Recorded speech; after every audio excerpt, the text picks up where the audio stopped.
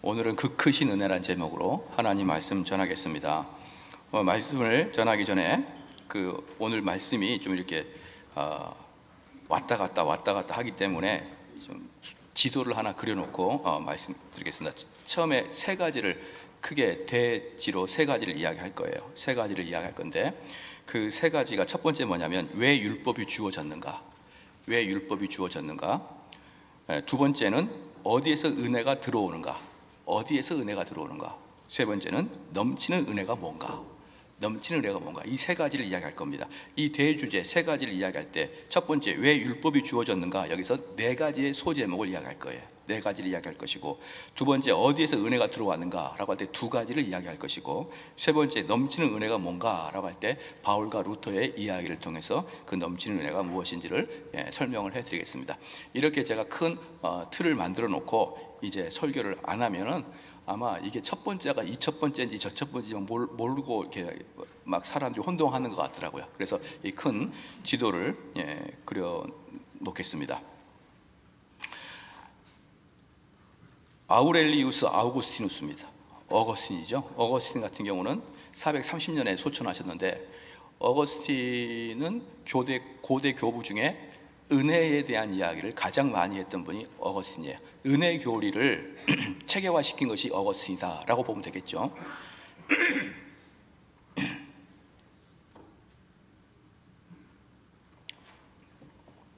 이 어거스틴이 이제 430년에 죽고 기독교 역사에서는 그 어거스틴의 죽음 이후부터는 중세시대라 이렇게 이야기하고, 어거스틴의 살아생전에는 고대시대다, 초대교회다 이렇게 얘기를 합니다.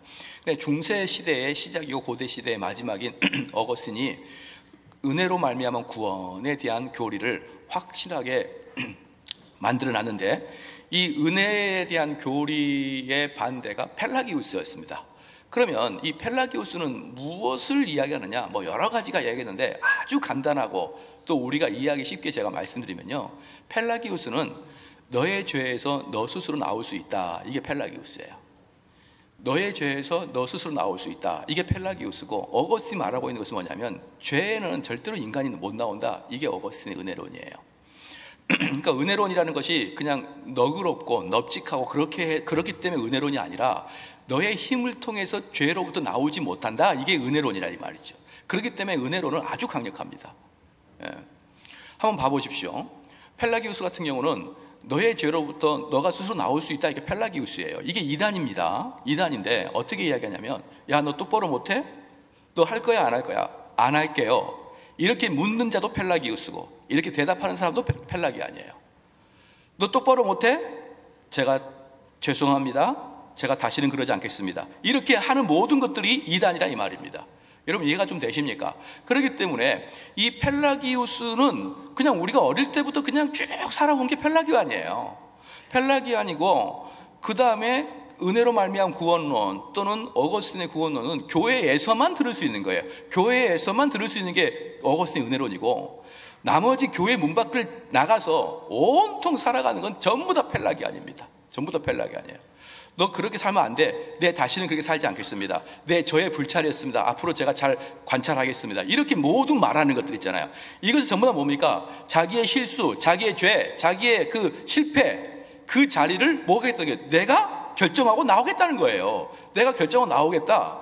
이걸 펠라기우스라고 합니다. 그렇기 때문에 사랑하는 성도 여러분, 어때요? 펠라기우스를 들어보니까 쉽죠. 대단히 쉽죠. 왜? 우리는 어릴 때부터 펠라기안으로 자라왔기 때문에, 그리고 우리 자녀들을 펠라기안으로 키우기 때문에, 그냥 우리는 펠라기안으로 똘똘 뭉쳐있는데 어거스틴이 나타나가지고 그게 아니야 라고 이야기할 때 사람들은 다 깜짝 놀랐고, 율법주의 뭡니까? 유대인들이 다 펠라기우스로 일할 때 열심히 하고 죄에서 나오고 내가 결단하고 결정하고 연초가 되면 담배 끊고 그런 것들을 다 결정할 때, 루터는 어거스틴은 그거 아니야, 또는 바울은 그거 아니야, 너의 힘으로 죄를 나올 수 없어, 너희가 막 노력해도 안 돼, 작심삼일이지, 이렇게 이야기하니까 사람들이 화를 내는 것이에요.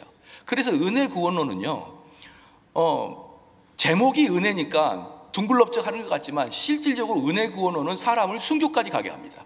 다른 사람에 대해서 대단히 공격적인 것이고요. 이 은혜 구원이라는 게 보편적인 사람들에게 대단히 못마땅한 것이기 때문에 은혜 구원론은 사람들에게로부터 순교를 당하게 되어 있는 것이죠. 그래서 이 어거스틴이 이제 430년 8월에 죽고 난 다음에 그 다음에 모든 중세 로마 카톨릭이 펠라기안으로 바뀝니다. 펠라기로 바뀌어요. 가서 선한 사람으로 살고 착한 일 하고 돕고 이런 모든 것들이 다 펠라기안이잖아요. 그렇잖아요. 가서 소외된 자를 보살피고 이 모든 것들이 펠라기안인데 바로 이러한 것들의 역사가 중세시대였어요. 그럼 중세시대 때는 무엇이 정말 발달했겠습니까? 어떻게 하면은 선한 일을 할 것인가? 어떻게 하면은 다른 사람을 도울 것인가? 어떻게 하면은 죄를 짓지 않을 것인가? 이런 연구가 대단히 발달한 게 중세시대예요. 우리는 중세가 암흑이라 그러니까 중세 가면은 막 정신 없는 것 같지만 실제로 중세 가보면은 중세의 책을 읽어보면 그들이 어떻게 해야 선한 일을 할 것인가를 가장 포커스로 두고 있다는 것을 여러분 알고 계십니까? 그런데 이 어거스틴이 죽고 나서 1000년 동안 이게 밑에 쫙 가라앉고 있었습니다. 쫙 가라앉고 있다가 어거스틴이 죽은 다음에 약 1000년 만에 누가 나타났습니까? 마틴 루터가 나타났잖아요. 마틴 루터는 아주 그 하나님의 섭리 안에서 어거스틴 수도에 들어간 거예요. 자, 거기에서부터 은혜 구원론을 이 사람이 조금씩 배웠고, 그 다음에 존 칼빈에 의해서 어거스틴의 이야기가 막 선포되기 시작합니다. 그러므로 사랑하는 성도 여러분, 종교개혁은 어거스틴의 재발견입니다. 이해가 되시죠? 종교개혁은 은혜 구원론의 발견이에요. 종교개혁은 행위구원론, 펠라기안을 물리치고 은혜 구원론의 횃불을 든 게 종교개혁입니다. 저는요, 많은 한국 교인들이, 우리 한국뿐이겠습니까? 온 세계에 있는 교인들 마찬가지죠. 가장 교회에 분란이 일어나는 게 뭐냐 그러면요, 가장 큰 분란이 일어나는 게 뭐냐면 목회자의 타락이나 목회자의 그 재정적인 문제, 이런 문제로 교회가 난리가 납니다. 그런데 이건 난리가 안 나요. 은혜 구원론을 설교하지 않는다고 난리가 나는 경우를 본 적이 없습니다. 마틴 루터는 종교개혁을 나는 수도사들, 나는 신부들, 나는 교부들, 이런 사람들의 도덕, 그런 사람의 경제, 나는 관심 없다. 루터는 분명히 이렇게 얘기했어요. 나는 그들이 어떻게 사는지, 나는 그들이 무슨 청빈함을 사는지 아니면 탐욕으로 사는지 나는 관심 없다. 나의 유일한 관심은 은혜로 말미암은 구원에 대한 이야기를 하자는 거예요. 은혜로 말미암은 구원, 그 이야기가 바로 종교개혁입니다. 근데 많은 사람들은 그 은혜로 말미암은 구원론에 대해서는 더 이상 이야기하지 않고 교회가 청렴해야 된다, 깨끗해야 된다, 자꾸 그런 것만 이야기하니까 이 교회가 교회답지 못하게 되는 것입니다. 사랑하는 성도 여러분, 똑똑히 기억하셔야 됩니다. 종교개혁은 도덕의 개혁이 아니에요. 사기친 사람, 사고 친 사람 잘라내고 새로운 사람 임명하는 게 종교개혁이 아닙니다. 잘못된 사람 도려내는 게 종교개혁이 아니에요. 청빈한 사람 갖다 놓는 게 종교개혁이 아닙니다. 종교개혁은 행위로 말미암은 구원을 도려내고 은혜로 말미암는 구원에 대한 이야기를 하는 게 종교개혁인 것을 믿으시길 주님 축원합니다. 사람들의 도덕 좋죠, 사람의 청빈함 좋죠. 그러나 그것은 어떠한 경우도 사람을 바꿔내지 못합니다. 제가 아무리 청빈하게 살아도 내 속을 못 바꾸는 거예요. 그런데 은혜로 말미암은 구원론만이 세상을 바꾸고 교회를 바꾸고 개인을 바꾸는 것입니다. 그래서 저는 이런 이야기가 참 싫어요. 너 똑바로 안 해? 똑바로 할게요. 이런 이야기는 공연불에 불과합니다. 그것은 절대로 똑바로 못해요. 그것이 만약에 똑바로 살게, 내가 다짐해서 다시는 그러지 않겠습니다 라고 할 때 그 죄를 속박으로부터 나올 수 있는 것은 그게 바로 이단 펠라기안들이 주장했던 것이에요. 그러면 이제 이게 은혜에 대한 이야기, 은혜가 종교개혁의 발화점이었다. 이 은혜 교리야말로 종교개혁을 활활 타오르게 했다라는 것을 서론으로 설명을 했습니다. 그러면 첫 번째입니다. 왜 율법이 주어졌는가? 여기 은혜를 말하는데 이제 오늘의 핵심은 20절 말씀입니다. 20절 말씀을 중점적으로 20절만 해석할 거예요. 20절에 율법이 가입한 것은 범죄를 더하게 함이라. 그러나 죄가 더한 곳에 은혜가 더욱 넘쳤다라고 하죠. 맨 뒤에 은혜가 나왔죠. 근데 맨 처음에 율법이 나옵니다. 그러니까 이 여러분들이 이 구조를 잘 알아야 되는 거예요. 은혜가 나오기 전에는요, 율법이 먼저 나와야 됩니다. 율법이 나오지 않는 은혜는 가짜인 거예요. 자, 그러면 왜 율법이 주어졌느냐라고 할 때 네 가지를 볼 겁니다. 그래서 네 가지를 볼 건데, 첫 번째, 율법은 우리 죄를 규정해 줍니다. 율법은 우리 죄를 규정해 줍니다. 뭐냐? 아이를 한번 생각해 보십시오. 아이가 모든 걸 독차지하려고 그럽니다. 모든 걸 독차지하려고 그럴 때 엄마가 뭐라고 그러냐면, 에이 이놈아, 그것은 이기적인 것이야, 그것이 이기심이야 라고 규정을 해줘요. 또 아이가 엄마 아빠 말을 절대로 안 듣습니다. 에이 이 녀석아, 그것은 부모에게 불순종하는 거야, 불순종을 규정해 줍니다. 사랑하는 성도 여러분, 이 아이는 자기는 이게 이기적인 행동인 걸 몰랐어요. 그런데 이기적인 행동을 하고 있는데 어머니가 규정을 해주는 거예요. 그것이 이기적인 행동이다. 그러면 이 아이는 이 죄를 규정받기 이전에 죄가 없었느냐? 아니, 있었죠. 단지 규정이 안 돼 있을 뿐이죠. 그 아이는 여전히 그때나 지금이나 이기적인 행동을 하고 있는 거예요. 그런데 규정이 안 돼 있을 뿐인 것입니다. 그러므로 사랑하는 성도 여러분, 율법은 우리 죄를 규정해 준다. 이 뜻은 뭐냐면, 율법이 우리를 죄를 어떻게 알려준다, 이 뜻이에요. 그렇다고 해서 그 전에 지었던 죄가 없어지는 건 아닌 것이죠. 없어지는 건 아니에요. 만약에 여러분들이 지나가는데 어떤 아이가 막 놀립니다. 너무 인격을 너무 이렇게 막 놀려요. 그래서 나도 모르게 한 대 이렇게 때렸습니다. 그래서 판사한테 가가지고 너무 이 친구가 나를 흥분시켜서 나도 모르게 때렸는데, 이럴 때는 정상 참작이 되지 않습니까? 라고 물을 때, 여러분, 되지 않아요. 내가 비록 이런 순간에 좀 정상 참작이 될 것 같다고 느낄지라도, 내가 그 죄에 대한 법규를 잘 모를지라도, 죄를 지면은 판사가 당신이 모른다고 해서 내가 그 죄를 사해 줄 수 없다라고 이야기할 것이에요. 나는 그런 법규가 있는지도 몰랐습니다, 나는 듣지도 못했습니다, 나는 상상도 못했습니다 라고 아무리 이야기해봐야 판사가 너가 몰랐으니까 내가 좀 사해 줄게, 그러지 않습니다. 우리는 그 죄에 대한 명확한 규정이 있든 없든 죄는 죄입니다. 그런데 율법은 뭐냐? 그 죄가 무엇인지를 규정해 주는 것이에요. 좀 이해가 되셨으리라 봅니다. 두 번째는 뭡니까? 율법은 죄의 본성을 드러냅니다. 율법은 죄의 본성을 드러내는데요, 이건 이제 이런 것입니다. 모든 사람들은요, 하나님 본성대로 그 심장 안에다가, 그 가슴에다가 도덕법을 심어놨습니다.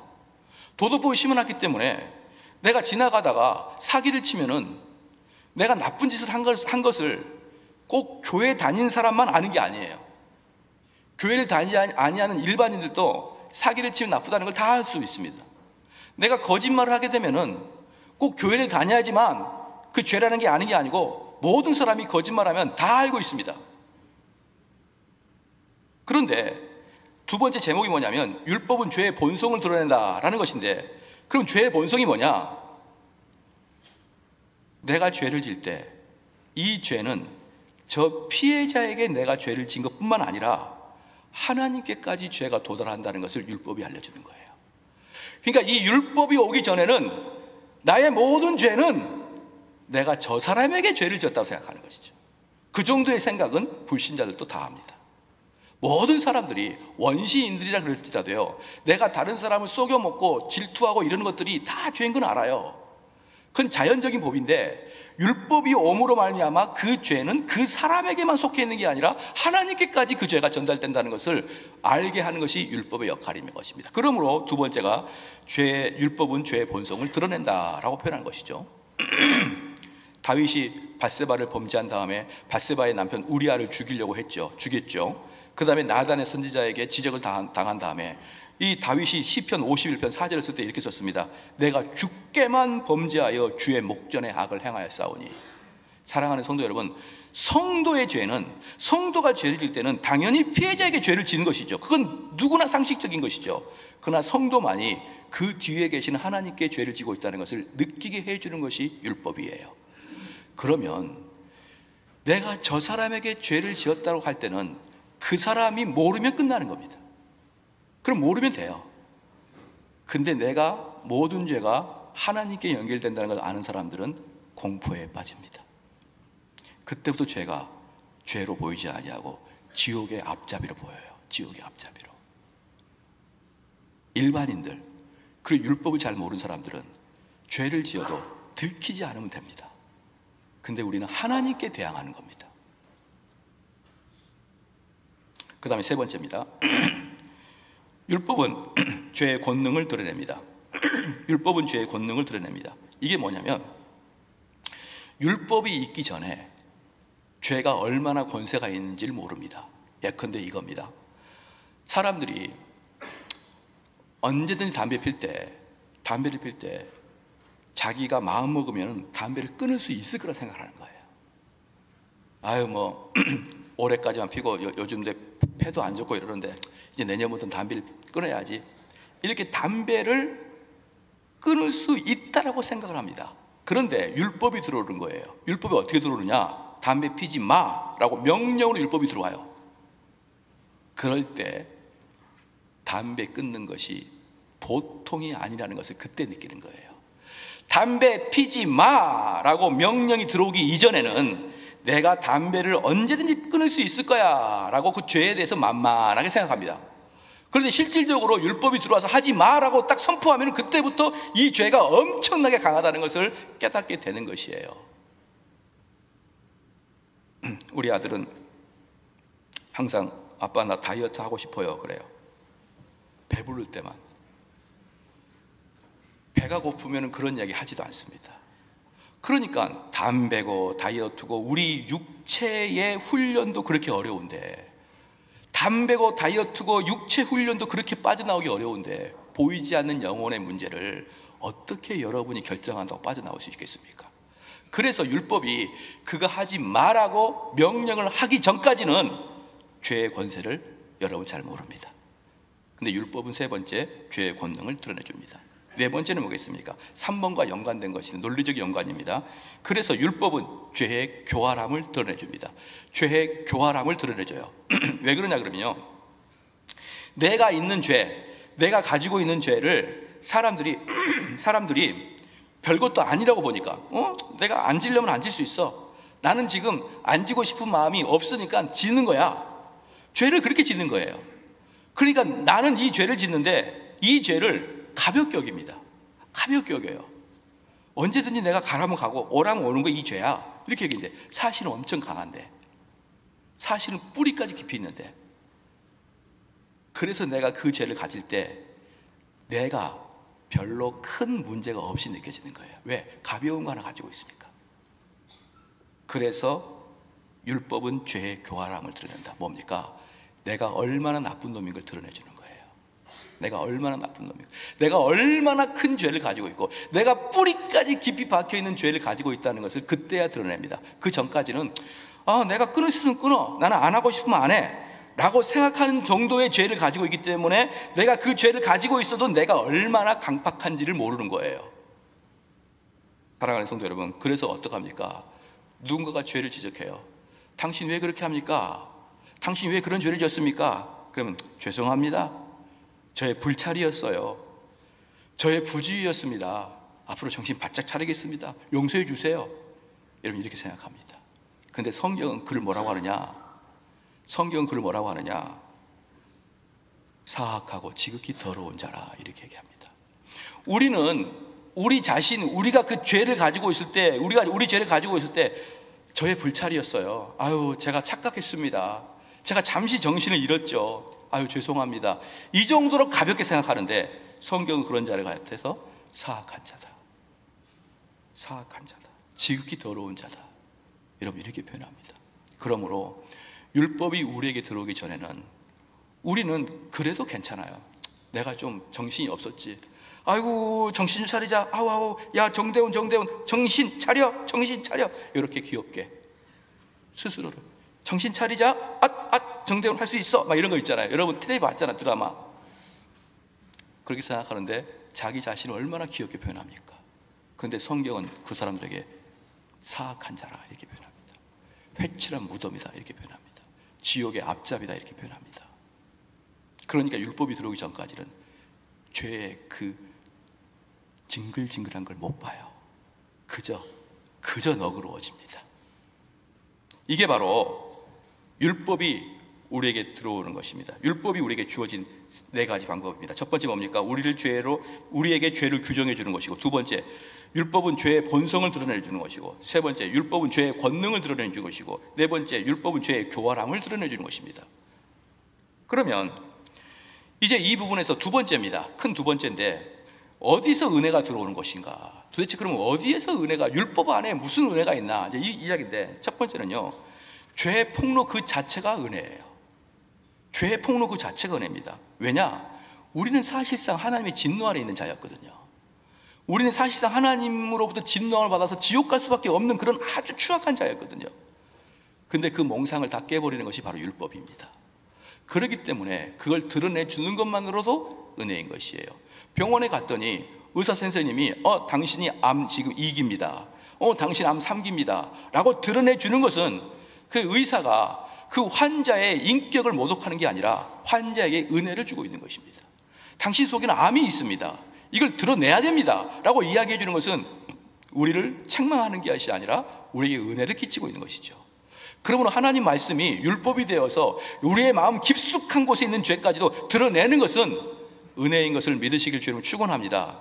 두 번째는 뭐냐 그러면 더욱더 직접적인 것이에요. 두 번째는 왜 은혜냐 그러면 율법은 이미 복음을 가지고 있는 것입니다. 자, 이런 것이에요. 율법 안에는 이미 복음이 있습니다. 출애굽기 20장에 십계명을 만듭니다. 십계명을. 그렇죠? 십계명을 만드는데 사람들이 시내산에서 모세가 안 내려오니까 밑에서 황금송아지를 섬기고 있는 것입니다. 황금송아지 섬기고 있어서 너무 모세가 화가 나가지고 십계명판을 던져버렸습니다. 그리고 하나님은 진노하셨어요. 그리고 그렇게 했던 자들을 죽였습니다. 그런 다음에 하나님이 다시 모세를 산에 데리고 와서 십계명을 만듭니다. 그 십계명은 뭡니까? 하나님을 섬기라, 우상 숭배하지 마라, 부모를 순종하라, 살인하지 말라, 간음하지 말라. 그 이야기가 쫙 있는 게 십계명이잖아요. 십계명입니다. 그걸 지키면 행복하고 지키지 않으면 불행할 거예요. 근데 십계명을 주면서 동시에 뭘 줬냐면 레위기의 제사법을 줍니다. 레위기의 제사법을 주는데 십계명은 당시 출애굽기 20장 한 장에 나와요. 근데 레위기는 그 두꺼운 곳에 전부 다 율법이 들어가 있는데 무슨 율법이냐면 제사법입니다. 어떤 제물을 드릴 것인지, 정결한 제물은 무엇이고 불순한 제물은 무엇이고, 어떤 것을 제사 지낼 것인지, 제사 지낼 때는 어떻게 각을 뜰 것인지, 각을 뜰 때는 제사장은 어떻게 할 것인지, 피를 어떻게 할 것인지, 초를 어떻게 할 것인지 아주 구체적으로 레위기의 제사법이 쫙 나옵니다. 그것도 율법이에요. 그럼 레위기의 제사법이 무슨 율법이냐 그러면 십계명을 줄 때 하나님이 그들이 행악함으로 진노의 책망을 했는데 그 진노의 책망을 또 다른 율법을 주면서 구제함의 율법이 레위기 제사법이에요. 너희가 죄를 지어 이 녀석들을 혼나봐라. 하나님이 확 혼을 내면서 뒤로는 너희를 구원해 줄게. 구원의 제사법을 주는 게 레위기 제사법입니다. 그래서 하나님께서는 우리에게 모세를 주셨지만 모세가 뭡니까? 모세는 말을 듣지 않는 자에게 벌을 내릴 것이다라는 율법을 주셨지만 한편으로 아론을 주셔서 아론은 뭡니까? 너희가 죄를 지어도 너희가 너희들의 생명을 걷어가는 게 아니라 흠없는 재물의 생명을 걷어가겠다라고 이야기하는 게 레위기 아닙니까? 그래서 우리 주님은 우리의 책망의 율법도 주시지만 그 율법 안에는 우리의 구원의 율법도 같이 주셨다는 것을 믿으시길 주님 축원합니다. 그래서 어디에서 은혜가 들어오는가 두 가지인데 첫 번째는 뭡니까? 죄를 폭로하는 그 자체가 은혜이고 두 번째는 구약의 율법 안에 우리를 구원하겠다는 여러 가지 제사법 자체가 은혜 구원론이라는 것을 여러분이 아셔야 되는 것이에요. 그 레위기의 수많은 제사법들 너무너무 디테일한 것은 우리 주님이 저와 여러분의 구원에 대해서 얼마나 섬세하다는 것을 보여주고 있는 것입니다. 세 번째입니다. 그럼 넘치는 은혜가 무엇이냐 이 말입니다. 넘치는 은혜가 무엇이냐? 이것은 이제 제가 지금까지 두 가지를 20절 5장 20절 상반부를 제가 지금 설명한 거예요.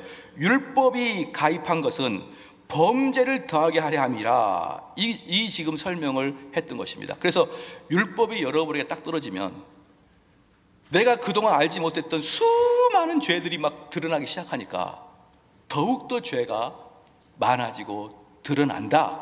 그 이야기를 20절 상반부에서 하고 있는 것입니다. 율법이 가입한 것은 범죄를 더하게 하려 함이라. 자, 그 다음에 그러나 죄가 더한 곳에 은혜가 더욱 넘쳤나니 이 부분에 대해서 여러분에게 설명을 해드리겠습니다. 여기서 죄가 많다 20절에 보니까 죄가 더한 곳, 죄가 더한 곳, 이 더하다 이것이 헬라어 말로 폴리스입니다. 폴리스. 이거 뭐냐면 숫자적으로 대단히 많다는 거예요. 숫자적으로 대단히 많다. 그 다음에 죄가 더한 곳에 은혜가 더욱 넘쳤다. 더욱 넘쳤다. 이것은 휘페르 페르세우어입니다. 휘페르 페르세우어. 여기에서 뭐 단어가 뭔지 알 필요는 없고요. 알 수 있는 게 뭐냐면 두 개의 단어가 다르다는 거예요. 두 개의 단어가 다르다. 여기서 20절에 범죄를 더하는 곳에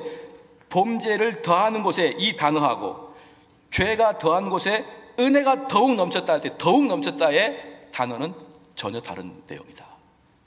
그러면 이 죄가 더한 곳에 더할 때에 그것은 그 폴 리스는 뭘 뜻하냐면 숫자적으로 엄청나게 많다는 것이고, 그 뒤에 은혜가 더한다, 더욱 넘쳤다라는 것은 압도할 수밖에 없는 어마어마한 것이 파도처럼 밀려왔다는 거예요. 지금 뭡니까? 나는 숫자적으로 엄청나게 많은 죄를 졌어요. 근데 무한대한 은혜가 덮어버리는 거예요. 이해가 되시나요? 지금 여기서 바울이 이야기하는 게 뭐냐면, 너희들 죄가 많아? 몇 개인데? 15,000개인데요 15,000개가 쓰나미 앞에서 힘없이 무너져 버리는 거예요. 무슨 뜻이냐? 내가 죄를 아무리 지어도, 죄를 짓고 또 지어도 주님으로부터 나오는 은혜를 막아내지 못한다는 겁니다. 왜? 우리 인간은 죄를 짓는데 한계가 있어요. 여러분이 지금까지 죄를 많이 지어봐야 100만 개도 안 지었을 겁니다. 우리는 100만 개도 안 지었어요. 죄를 매일 죄를 지고 매일 수십 번 죄를 지어도 100만 개도 안 지었습니다. 근데 우리 하나님은 태평양의 쓰나미처럼 그 100만 개를 쓸고 지나가 버린 무한대한 압도함, 그런 은혜다라는 것을 지금 바울이 이야기해 주고 있는 거예요. 여기에서. 자, 여기에서 이제 이 20절 더욱 넘쳤다, 은혜가 더욱 넘쳤다, 이 이야기는 바울이 딱 두 번 이야기했는데 디모데전서 1장으로 한번 가보시겠습니다. 디모데전서 1장으로 한번 볼게요.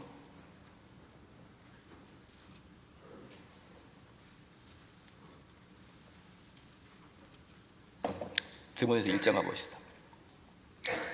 자, 여기 한번 볼게요. 디모데 1장 펴놓고 한번 봅시다. 우리는 성경이 뭐가 중요하고 뭐가 덜 중요하겠습니까마는, 성경은 다 하나님의 감동을 쓰신 것으로 모든 성경이 동일하게 중요한데, 그럼에도 불구하고 좀 더 중요하고 좀 덜 중요한 게 있습니다. 좀 더 중요하고 좀 덜 중요한 게 있는데, 좀 더 중요한 게 뭐냐 그러면 원리를 이야기하는 거예요. 원리. 좀 덜 중요한 것은 그 원리에 의한 행위를 이야기하는 것입니다. 그렇기 때문에 성경에서 진짜 중요한 것은 바울서신이에요. 왜? 바울서신은 계속 원리를 이야기하니까. 근데 그 원리에 의해서 나타난 행동을 이야기하는 게 사도행전입니다. 그래서 사도행전은 살짝 덜 중요합니다. 바울서신에 비해서 사도행전은 살짝 덜 중요해요. 예컨대 이거죠. 사도행전에 보면은요, 바울이 거듭남의 현장을 우리는 볼 수 있습니다. 거듭남의 현장을 보는데, 그 사도행전에 나타난 거듭남의 현장은 바울의 외적인 모습이고, 이 디모데전서 1장 13절에서 16절까지는요 바울의 내면의 상태였어요. 그러니까 거듭날 때 바울의 내면은 어땠고, 그 외면을 보려고 그러면 사도행전을 봐야 되고, 내면을 보려면 디모데전서 1장 13절부터 보면 되는 거예요. 그러면 문제는 뭐냐 그러면, 만약에 여러분들이 거듭날 때 사도 바울이 어떻게 했습니까? 다메섹으로 가고 있는데 하늘에서 빛이 나서 눈이 어두워서 땅에 떨어졌지 않습니까? 그러면서 거기서 거듭남의 체험을 하지 않습니까? 그렇죠? 그런데 만약에 여기 있는 분들 중에, 목사님 제가 간증할 게 있습니다. 뭡니까? 제가 차를 타고 삼성역을 가는데 갑자기 맞은편에서 오는 차가 쌍라이트를 켜는 바람에 눈이 어두워져서 그 자리에서 꼬꾸라졌습니다. 그러더니 개똥아 너 어디 가냐? 저 삼성역 갑니다. 삼성역 가지 말고 삼성제일교회 가면 정대호 목사가 기도하고 있을 것이다. 그 목사한테 복음을 들어라 라고 경험한 사람 없죠? 없을 거 아니겠습니까? 보십시오. 사도행전에 나와 있는 사건들은 그 개별의 사건이에요. 그렇기 때문에 여러분들이 그 사건을 표준 모델로 삼을 수 있는 게 아니에요. 그렇게 돼서 사도행전은 케이스 바이 케이스인 것입니다. 어떤 사람은 그렇게 거듭난 사람도 있고, 어떤 사람은 그렇지 않게 거듭난 사람도 있고, 또 사도행전에 뭐가 나옵니까? 사람들이 모여서 기도하자 천장에서 뭐가 떨어집니까? 불의 혀와 같이 내려와서 각 사람들에게 임하게 되므로 많은 사람이 방언으로 이야기하기 시작하지 않습니까? 근데 우리 기도할 때 하늘에서 불의 혀가 내려오지 않지 않습니까? 그렇기 때문에 사도행전은 우리 믿음의 표준이 아니에요. 믿음의 원리를 갖고 있는 사람들이 나타난 형태들을 보여주기 때문에 우리는 사실 진짜 집중해야 될 것은 뭐냐면 바울 서신들에서 집중해야 됩니다. 왜? 거기에 원리가 나타나니까. 그러면 오늘 디모데전서 1장 13절에서 16절에 나타난 그 원리, 즉 바울이 은혜의 풍성함, 한량없는 은혜, 그 은혜를 받게 된 그 일을 한번 봐보십시다. 1장 13절에 내가 전에는 회방자요 핍박자요 포행자였으나 도리어 긍휼을 입은 것은 내가 믿지 아니할 때에 알지 못하였고 행하였습니다. 14절에 우리 주의 은혜가 그리스도 예수 안에 있는 믿음과 사랑과 함께 넘치도록 풍성하였도다. 13절에 뭐냐면 나는 원래 회방자였다는 거예요. 나는 원래 그리스도인을 잡아 죽이려고 했던 사람입니다. 즉 무슨 말입니까? 사랑하는 성도 여러분, 여기에 있는 분들 중에 제가 알기로는 거의 단 한 사람도 예외 없이 그리스도인들을 잡아 죽이고 회방시키려고 하는 사람 없죠. 여기 있는 사람들은. 내가 교회 다니는 사람 만나면 죽여야겠다 이런 분들은 없잖아요. 근데 바울은 우리보다 훨씬 더 추악했습니다. 내가 교회 많이 다니는 사람들은 내가 잡아가지고 내가 감옥에 가둘 것이고 내가 걔를 돌로 칠 거야. 그런 마음을 갖고 있던 바울이었어요. 그 바울이 주님을 믿는 자를 잡으려고 다메섹으로 막 뛰어가는데 하나님이 그를 만나 주셨습니다. 그게 바로 13절이죠. 내가 전에는 회방자요 핍박자요 포행자이었으나 도리어 긍휼을 입은 것은 아무리 그렇게 악해도 아무리 그렇게 강해도 하나님이 은혜를 주시면 그냥 꼬꾸라치는 것입니다.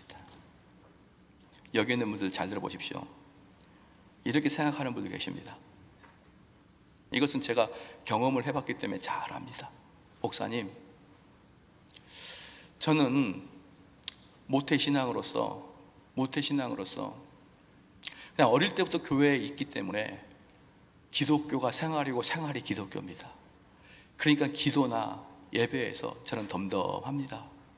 여러분, 그것은 덤덤한 게 아니고 은혜를 못 받아서 그래요. 그래서 많은 사람들이 그걸 자기의 변호로 얘기하는 거예요. 나는 어릴 때부터 교회를 다녔기 때문에, 나는 모태신앙이기 때문에 지금 뜨뜻미지근합니다. 난 뜨겁지 않습니다. 아무리 여러분들이 교회에 오래 다녀서 이게 습관화가 돼도 하나님의 은혜가 넘치면 그 습관이 그 은혜를 못 막아요. 그냥 꼬그라집니다. 하나님, 내가 귀로만 듣던 그 하나님을 내가 지금 맛보아 알겠나이다. 여러분, 그렇게 됩니다. 하나님, 저는 그동안 너무 많은 죄를 졌습니다. 목사님, 저는 불교 다녔고요, 저는 성적으로 문란하고, 저는 도덕적으로 문란하고, 경제적으로 문란합니다. 아무리 추악한 죄라도 하나님이 은혜를 주시기로 마음먹으면 절대로 못 막습니다. 여기 있는 분들이 어떤 죄를 져도, 왜? 우리는 하나님을 대항해서 이길 수가 없으니까. 죄는 우리가 짓는 것이고 하나님은 은혜를 주신 분이고, 우리는 죄를 짓는 것이고 은혜는 신성이에요. 그렇기 때문에 은혜가 우리에게 덮치면은 그 사악한 바울조차도 긍휼하심을 입으면서 주여 주여 주님께 내가 두 손을 들겠나이다, 이 은혜를 경험하시길 주로 축원합니다. 그러니까 14절에 우리 주의 은혜가 그리스도 예수 안에 있는 믿음과 사랑과 함께 넘치도록 풍성하니, 이게 뭐냐 그러면요, 이 넘치도록 풍성한다, 이것은 로마서 5장 20절 말씀과 디모데전서 1장 14절 두 번 나옵니다. 두 번. 그래서 제가 지금 이 디모데전서를 보는 거예요.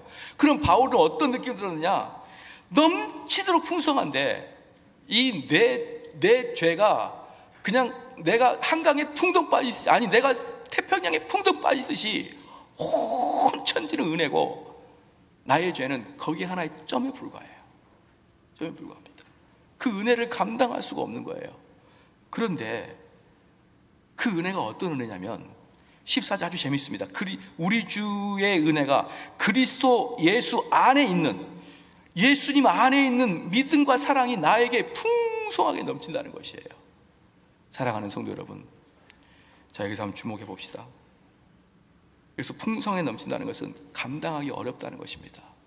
감당하기 어렵다는 것이고, 풍성하게 넘친다는 것은 그 맛을 보아 안다는 뜻이에요. 그러니까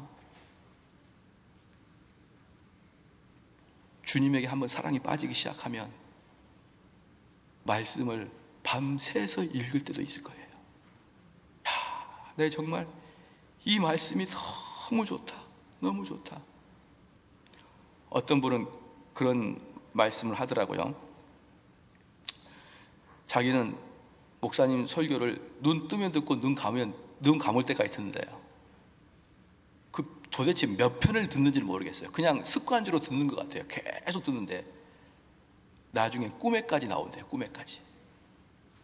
사랑하는 성도 여러분, 얼마나 은혜 안에 빠졌으면 계속 듣고 계속 듣다가 꿈에까지 나옵니까? 그게 바로 사랑에 빠진 사람의 모습이에요. 사랑에 빠지면 또 가고 싶고 또 보고 싶고 또 만나고 싶고,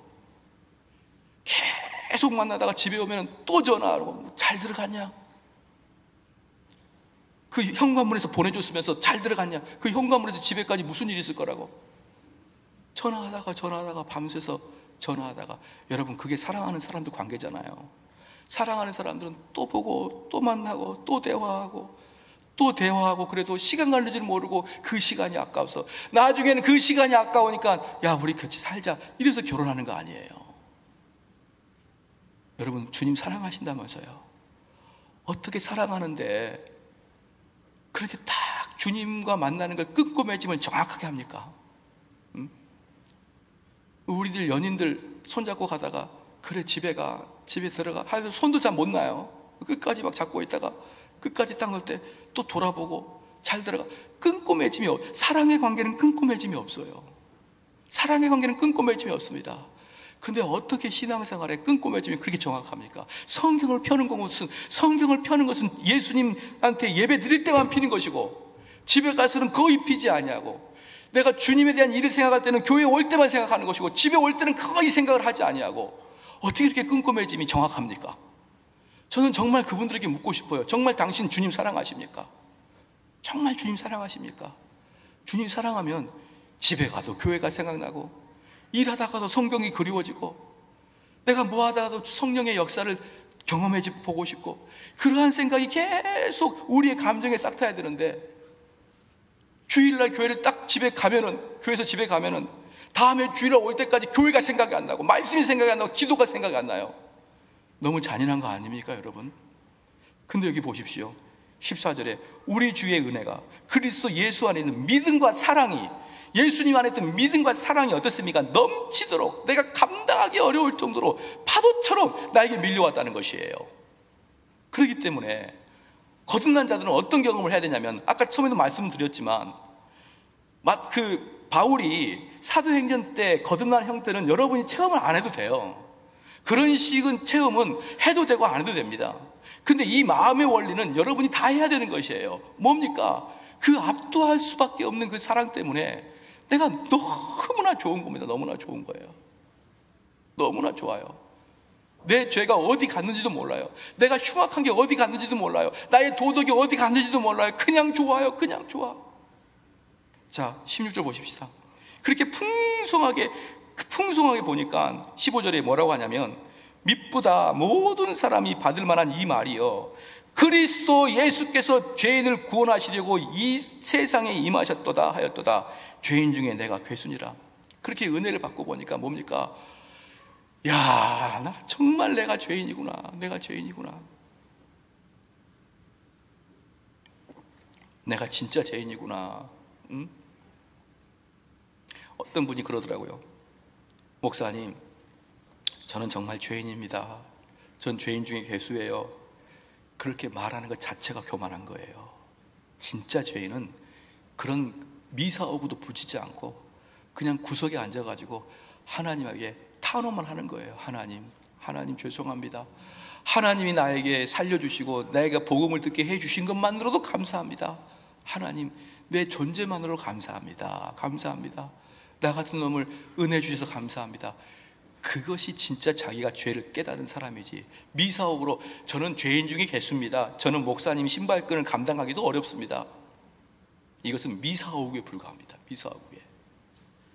바울은 그렇게 주님의 넘치는 사랑을 받고 보니까 오히려 반대로 내가 너무나 큰 죄인인 걸 깨닫습니다. 너무나 큰 죄인을 깨달아요. 여러분, 이 과정 거쳐야 됩니다. 이 과정은 거쳐야 됩니다. 그 다음 보십시다. 16절에 그러나 내가 긍휼을 입은 까닭은, 그러니까 바울이 어떻게 생각합니까? 내가 지금까지 은혜를 받고 생각해 보니까 내 일생일대가 전부 다 죄인 거예요. 전부 다 죄야. 그러니까 내가 만약에 하나님이었으면 벼락을 때려가지고 죽일 건데, 하나님이 나를 지금까지 살려주시고 나를 주님을 만나게 해주시는 거, 이 과정을 가만히 생각해 봤을 거 아니에요. 바울이 지금까지 살아왔던 걸 가만히 생각해 봤을 거 아니에요. 그러니까 하나님의 긍휼하심을 내가 느끼겠나이다. 하나님의 은혜를 느끼겠나이다. 15절에 16절에 그러나 내가 긍휼을 입은 까닭은 예수 그리스도께서 내게 먼저 1절 오래 참으심을 보이사 후에 주를 믿어 영생 얻은 자들에게 본이 되게 하려 하심이니라. 이게 우리 성도들이 그대로 있어야 됩니다. 어떻게 있어야 되냐면요, 내가 하나님 말씀을 들어보니까, 내가 먼저 율법이 선포가 돼야 된다 그랬잖아요. 율법이 선포되어 보니까 내 마음에 너무 추한 게 많아요. 너무 추한 게 많습니다. 그래가지고 혼자서 집에 가지고 가만히 말씀을 생각해 보니까, 야, 내가 지금까지 살아온 게 이렇게 추할 수가 있냐. 왜? 율법을 들었으니까. 내가 설교를 율법을 통해 들었으니까, 내 죄에 대해서 들었으니까 내가 이렇게 추악할 수 있느냐. 아, 내가 초등학교 때, 내가 중학교 때, 내가 고등학교 때 얼마나 내가 다른 사람에 대해서 핍박하고 그들을 상처 주고 얼마나 그랬냐. 그런데 그 주님이 나에게 이 복음을 들을 수 있는 자리를 마련해 주셨다니, 야, 이 은혜는 너무 감사하다. 너무 감사하다. 이 마음이 여러분 맛을 봐야 됩니다. 풍성하게 느껴진다는 것은 이것이 실제적으로 우리가 경험을 해야 된다는 것이에요. 이론적으로가 아니라 진짜로 감각적으로 하나님에게 죄송하고 미안하고 감각. 그 다음에 이 사람은 어떻게 되냐면 16절 중간에 1절 오래 참으심을 보이사 나를 그렇게 참으시고 후에 주를 믿어 영생 얻는 자들에게, 야, 나를 구원하신 다음에 나를 어떻게 하겠다는 겁니까? 영생 얻는 자들에게 본이 되게 하려 하심이라. 뭡니까? 전도자의 삶을 살게 하려고 하구나. 우리 성도들이 지금 우리가 전도대회가 있는데요, 구원받은 사람의 특징이 뭐냐 그러면, 이 바울의 고백한 다음에 주여, 내가 이 복음을 전달하도록 주가 나를 구원하신 것을 내가 깨닫습니다. 여러분, 이게 저는 우리 성도들이 정말 여기에 나와 있는 원리대로 경험하기를 저는 정말 바랍니다.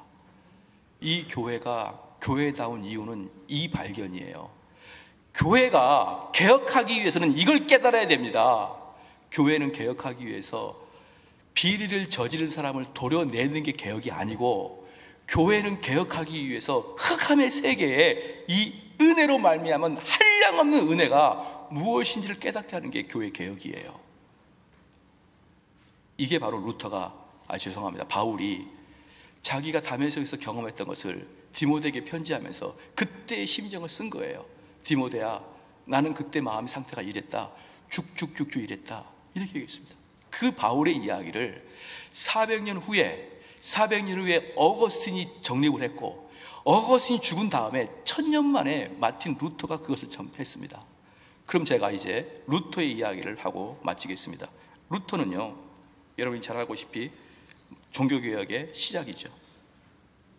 이 루터가 이 로마서 5장 20절 차고 넘치는 은혜에 대해서 한량없이 책을 썼습니다. 그리고 루터는 이런, 이제 처음에는 그 사람이 법과대학을 갔어요. 법과대학을 갔는데 아마 루터 자체가 법에 대해서 별로 좋아하지 않은 것 같습니다. 그리고 그 사람은 처음부터 그 자기 죄를 어떻게 해결할 것인가를 신학교를 가기 전부터 루터는 계속 고민하고 있었기 때문에 자기가 법학을 공부해가지고 성공 출세하는 것이 그닥게 관심을 별로 없었어요. 자기가 법학에 별로 관심이 없다는 걸 알고 있을 때였어요. 그는 여름방학 때 집에를 갔습니다. 여름방학 때 집에를 갔는데 여름방학이 끝나고 다시 학교로 가는 도중에 바울이 다메섹에서 체험했던 그런 체험을 하게 됩니다. 그 동네는 스토테름 하임이라는 지역을 지나갈 때였습니다. 하늘에서 번개가 쳐가지고 루터의 옆을 치면서 루터가 그 꾹으로 앉으면서 거룩한 안나여 나를 도와주소서 제가 수도사가 되겠습니다. 이렇게 했어요. 거룩한 안나여 나를 도와주소서 제가 수도사가 되겠습니다. 이건 무슨 뜻이냐? 아직도 루터는 카톨릭 신자인 것이죠. 안나가 누구냐? 많은 사람들을 안정을 시켜주는 성인이 안나입니다. 그러니까 루터가 성 안나여 또는 거룩한 안나여 나를 도우소서 제가 수도사가 되겠습니다. 이렇게 서원을 해버립니다. 그리고 그해 수도사가 돼요. 이것을 교회의 역사에서는 바울이 다메섹에서 체험했듯이 루터가 스토테른 하임에서 체험했다라고 이야기할 정도죠. 그런 다음에 이 루터는 이제 수도원으로 들어갑니다. 수도원에 들어가가지고 얼마나 엄격한 수도원 생활을 했는지요. 그때 당시 시간표를 제가 말씀드릴게요. 이들은 밤 12시에 자정 기도회를 시작합니다. 밤 12시에 자정 기도회. 그 다음에 12시에 자정 기도회를 시작한 다음에 다 모여가지고 새벽 예배를 드려요. 새벽 미사를 드립니다. 그 다음에 6시에 또 기도회를 시작합니다. 그러니까 이 기도회는 개인이 하는 거예요. 그러니까 밤 자정에 기도회를 1시간 한 다음에 새벽 기도회를 신부들끼리 모여서 하고 또 그 다음에 6시에 또 기도회를 시작합니다. 그 다음에 6시에 기도회가 된 다음에 또 오전 예배를 또 해요. 오전 예배를 한 다음에 잠깐 쉬었다가 정오에 12시에 난 12시에 정오 미사를 드립니다.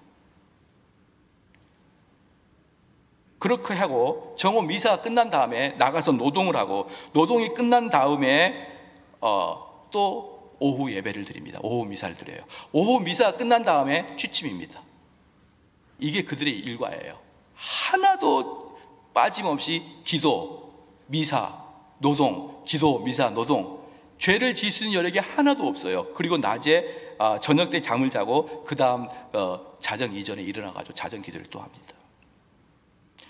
자, 이렇게 하면서 그 수도원에서는 만약에 미사에 늦었거나 늦게 일어났거나 이런 사람에게는 그때부터 벌을 주고, 둘이 다퉜다 그런 사람은 3일 금식이고, 또는 상당한 규율을 파괴했다 그러면은 출교를 시킵니다. 이런 엄격한 수도원 생활할 때 루터는 무엇을 느꼈냐면, 규율을 지키려면 지킬수록 내 마음속에는 시기심과 질투심과 죄가 덜어나는 거예요. 규율을 지키려면 지킬수록 내가 규율을 막 지키려고 할 때마다 내 속에 야, 너 이기적인, 너 위선적인 행동하지 마, 이런 소리가 계속 루터에게 들린 것입니다. 루터가 이 정신 때문에 장난증이 걸릴 것 같아가지고 참을 수가 없었어요. 그래가지고 루터가 그 수도원에서 제일 골치 아픈 사람이었습니다. 그러니까 수도원장이 야, 너 나가, 이렇게 해가지고 나갔는데 다른 대학을 가게 됩니다. 그 대학에서 최초로 성경을 읽습니다. 여러분, 다른 말로 중세 수도원은 성경을 안 읽어요. 최초로 성경을 읽다가 루터가 깜짝 놀랍니다. 그리고 루터는 성경에 완전히 빠지는데 성경을 얼마나 잘 알았냐면은 그 신학교에서 성경 교수가 됐어요. 너무 성경을 잘 알아가지고. 근데 루터가 제일 좋아하는 성경을 하나씩 강해 설교했는데 첫 번째가 시편이었습니다. 시편 강의를 2년 동안 쭉 강해 설교했고, 다음에 로마서, 다음에 갈라디아서, 다음에 히브리서. 네, 그래서 저는 시편만 하면 다 합니다. 루터가 했던 것. 그런데 이 루터가 시편을 강의하면서 얼마나 은혜를 받았냐면, 그리고 깜짝 놀랐냐 그러면, 비텐베르그 대학에서 지금 강의를 했는데 깜짝 놀랐냐면 시편 31편 1절 말씀에 이게 나옵니다. 주의 공의로 나를 건지소서. 시편 31편 1절 말씀에 주의 공의로 나를 건지소서. 이것에 대해서 루터는 도대체가 이해가 안 가는 거예요. 이 구절에서 루터의 글에 나오거든요. 이 구절을 보고 더 이상 진도가 안 나갑니다. 왜냐? 주의 공의는 뭔데? 주의 공의는 아주 무시무시한 거거든요. 주의 공의는 우리를 채찍질하는 것입니다. 율법을 지키지 않는 자에게 혼내주는 게 주의 공의예요. 근데 주의 공의로 나를 건지라고? 이게 무슨 뜻이지? 시편 2편 11절에 이렇게 나옵니다. 여호와를 경외함으로 섬기고 떨며 즐거워할지다. 어떻게 경외하고 떠는데 즐거워할 수가 있지? 어떻게 떠는데 즐거워할 수 있을까? 시편 71편 2절 말씀에 주의 의로 나를 건지소서, 주의 공의로, 주의 정의로 나를 건지라고? 야, 이건 도대체 이해가 안 가는데. 이것이 루터의 풀지 못한 숙제였어요. 시편 강의를 하면서. 그리고 루터가 그 유명한 십자가 신학을 여기서 차근차근 만들어냅니다. 뭐냐? 하나님은 나를 건지시기 전에 두려움을 주는구나, 이걸 깨달은 거예요. 다시 시편 31편 1절 제가 찬차 읽어보게 들어보십시오. 주의 공의로 나를 건지소서. 주의 공의로, 즉 나를 책망하고 나를 혼내고 나를 채찍질하는 그것으로 나를 살리소서. 이게 십자가 신학의 핵심입니다. 십자가 신학은 뭐냐 그러면요, 여러분이 구원받기를 원하는 사람, 나는 참된 구원을 원하는 자들은 하나님의 채찍으로 두려움 속에 빠져라. 그런 자에게 하나님이 구원해 주실 것이다. 이게 바로 루터가 말했던 십자가 신학이에요. 너희들은 이 율법을 가지고 하나님의 채찍을 맞고 하나님의 의 속에 들어가고 하나님의 진노 아래 들어가게 되면 너희에게 하나님의 은혜가 넘치기 시작할 것이다. 여러분 다시 로마서로 오겠습니다. 로마서 5장으로 보십시다. 이게 바울과 루터가 똑같이 경험한 건데 바로 뭐냐 그러면은 20절 말씀, 로마서 5장 20절 말씀, 율법이 가입하고 20절 맨 마지막에 은혜가 넘쳤다. 율법이 가입하고 은혜가 넘쳤다. 그래서 율법으로 말미암아 우리는 심하게 죄됨을 깨달아야 됩니다. 율법으로 말미암아 우리는 하나님 앞에서 채찍으로 맞아야 되는 거예요. 내가 얼마나 추악한 것인가를 내가 내 스스로 알아야 되는 것입니다. 그럴 때 우리는 내 죄가 심히 죄되어서 도대체 내 스스로는 이 죄를 해결할 수 없기 때문에 주님께 가가지고 주여 저를 건져주소서, 주여 나를 살려주소서 라고 하는 자들에게는 여러분이 무슨 죄를 지었던 상관없이 하나님의 광대한 은혜가 여러분을 덮어버릴 거예요. 믿으십니까? 너무나 크죠. 너무나 한량없죠.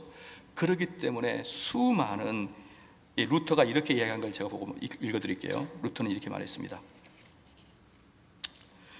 하나님은 우리 안에 내재되어 있는 의를 통해서가 아니라 우리 밖으로부터 오는 의와 지혜를 통해서 우리를 구원하신다. 우리 속에 있는 의를 통해서 구원한 게 아니라 우리를 구원하는 의는 밖에 있다는 거예요. 밖에서 통해서 우리를 구원하신다. 그런데 이 의와 지혜는 이 땅에서 기원하는 것이 아니라 하늘로부터 내려온다. 여기서 중요합니다. 따라서 우리는 바깥의 낯선 의를 가르쳐야 된다. 이렇게 했어요.